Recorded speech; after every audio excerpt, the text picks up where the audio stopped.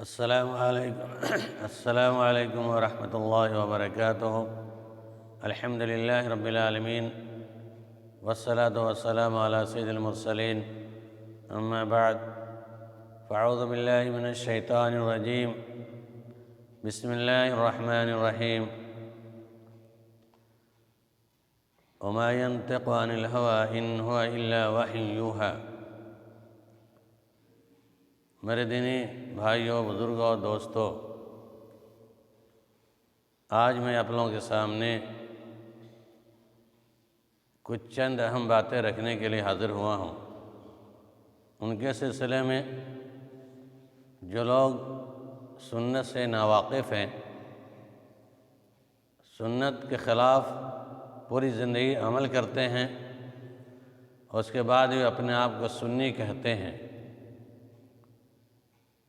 سنی کس کو کہتے ہیں اور اصل سنت کی تعریف کیا ہے، اس کا تذکرہ میں کرنے جا رہا ہوں، کیونکہ میں نے کئی احباب سے پوچھا کہ بھائی آپ سنی کہتے ہیں تو اس کا مطلب کیا ہوتا ہے، سنی کس کو کہتے ہیں؟ تو برجستہ ان حضرات کا جواب یہی تھا کہ ہم سن کے مسلمان ہوئے ہیں اس لیے سنی۔ نعوذ باللہ۔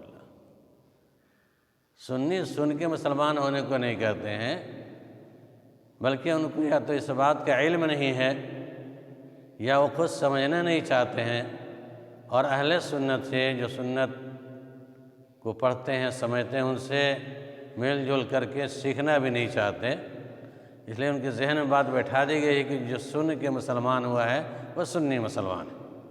حالانکہ اس کے برعکس سنی مسلمان وہی ہے جو نبی صلی اللہ علیہ وسلم کی طریقے کو فالو کرتا ہو، نبی صلی اللہ علیہ وسلم کو اپنا آخری رسول مان کر ان کی پیروی کرتا ہے، وہی سنی مسلمان ہے۔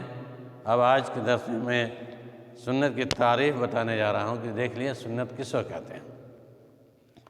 سنت لغوی اعتبار سے ہر ایسے دستور، سیرت اور طریقے کو کہتے ہیں جس پر لوگ چلنے کے عادی ہوں اور اس کی پابندی کرتے ہوں۔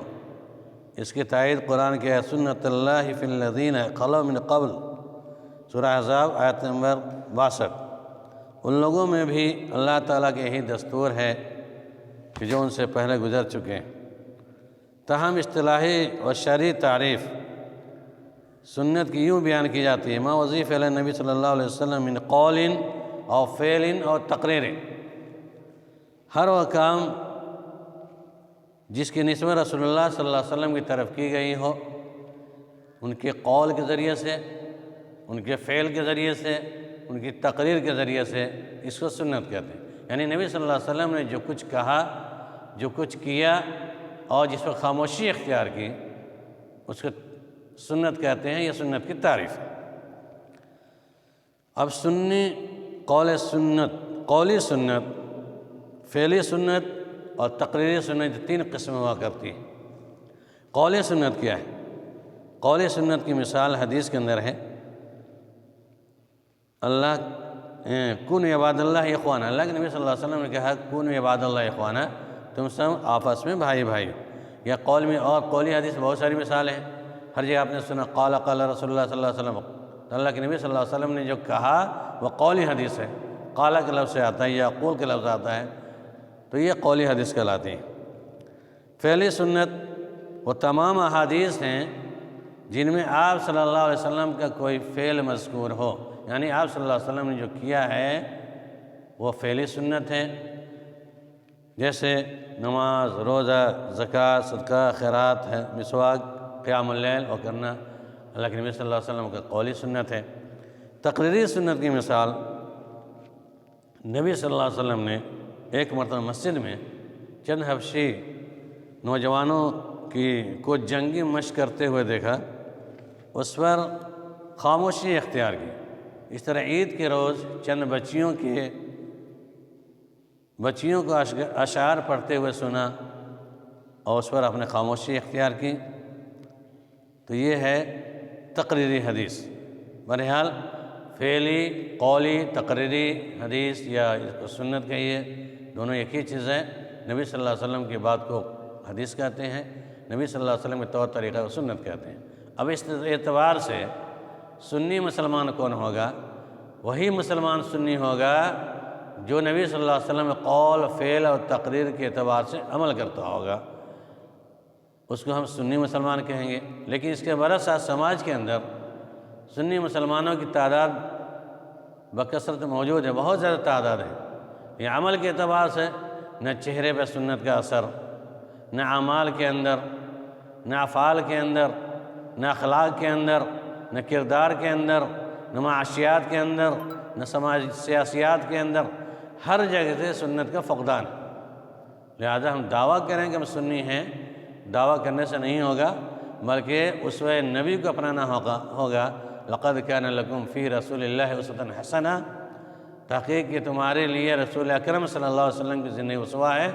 تو ہم سنی مسلمان اسوت کہلا سکتے ہیں جب نبی صلی اللہ علیہ وسلم کے قول و فعل کو اپنے اندر لاگو کریں گے، ان کے تمام آئیڈیل کو اپنے اندر لاگو کریں گے، سر سے لے کے پیر تک، سونے، اٹھنے، بیٹھنے، کھانے، پینے، تمام چیزوں کے اندر اسوہ نبی کو لاگو کریں گے، تب ہم جا کر کے سنی مسلمان کہلا سکتے ہیں۔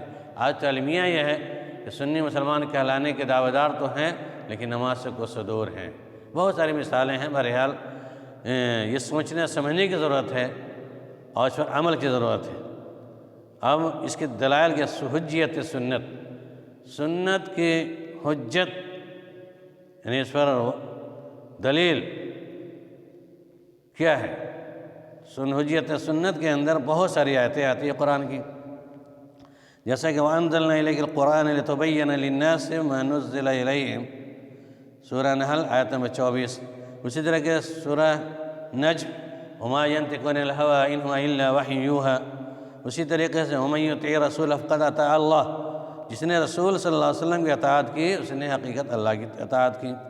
اسی طریقے سے اطیعوا اللہ واطیعوا الرسول، ما آتاکم الرسول فخذوہ وما نہاکم عنہ فانتہوا۔ یہ بے شمار آیتیں ہیں جو سنت پر عمل کرنے کے دلائل موجود ہیں۔ ہر قرآن کی آیتوں کے اندر یہاں پر اللہ نے اپنی اطاعت کا حکم دیا ہے، وہیں پر نبی صلی اللہ علیہ وسلم کی اطاعت کا حکم دیا ہے۔ چنانچہ ان آیتوں کے پیش نظر ہم یہ سوچیں کہ اگر ہم اللہ کے نبی صلی اللہ علیہ وسلم کی پیروی کر رہے ہیں یا نہیں کر رہے ہیں، اور ہم کرتے ہیں تو الحمدللہ پکے اہل سنت والجماعت ہیں، پکے سنی ہیں، اور ہم نہیں کرتے ہیں تو یہ زبانی خرچ ہے، زبانی دعویٰ ہے جو قابل قبول ہونے کو نہیں ہے۔ اسی طریقے سے انشاءاللہ دوسرے درس کے اندر یہ میں سلسلہ شروع کر رہا ہوں سنت کے بارے میں مزید باتیں بتانے کے لیے۔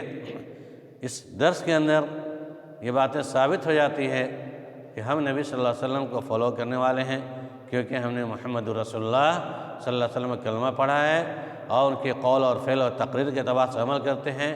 ہم ہی سنی ہیں، ہمیں اہل سنت والجماعت ہے، بلکہ سن کے مسلمان کہلانے والا سنی نہیں ہو سکتا ہے۔ سنی مسلمان وہی ہوگا جو نبی صلی اللہ علیہ وسلم کے اسوہ نمونہ کو اختیار کریں گے۔ رب العالمین سے دعا ہے کہ بار اللہ ہم تمام لوگوں کو پکے سنی بن کے زندگی گزارنے کی توفیق عنایت فرمائے، آمین۔